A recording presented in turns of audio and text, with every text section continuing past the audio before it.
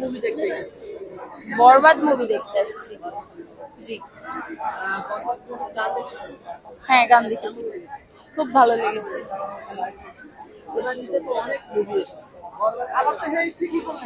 আসলে অনেক মুভি তো বের হয়েছে, তো এটার মধ্যে এটার গান দেখে মনে হয়েছে আসলে একটু এক্সেপশনাল, এই জন্য এটা দেখতে আসি।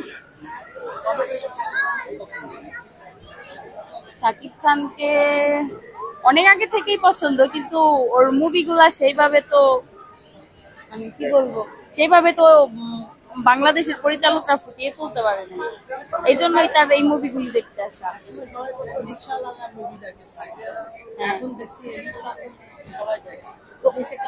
ওইটা আসলে বলার কারণ ওই কোয়ালিটির মুভি তৈরি করতো তখন, যার কারণে মানুষজন ওইরকম কমেন্ট করতো।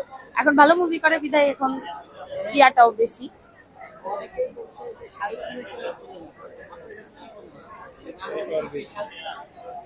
হয়তো যার যার এটা ব্যক্তিগত কমেন্ট, যার কাছে মনে হয়েছে সে শাহরুখ খানের মতো, হয়তো শাহরুখ খানের মতো তার কাছে লাগছে, এই জন্যই সে এই কথা বলছে। এই বরবাদ মুভি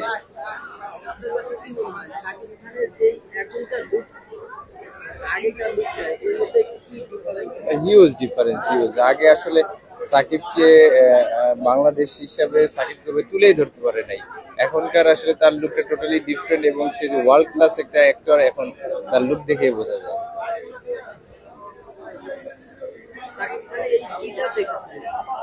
সরি, জি না, অসাধারণ, অসাধারণ, এক কথায় অসাধারণ। আরো ভালো মুভি করার মতো, যেমন তামিল মুভি সম্ভাবনা আছে সেম সেম করার।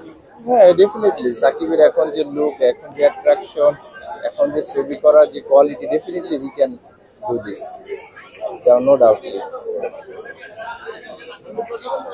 না, বলতে পারবেন।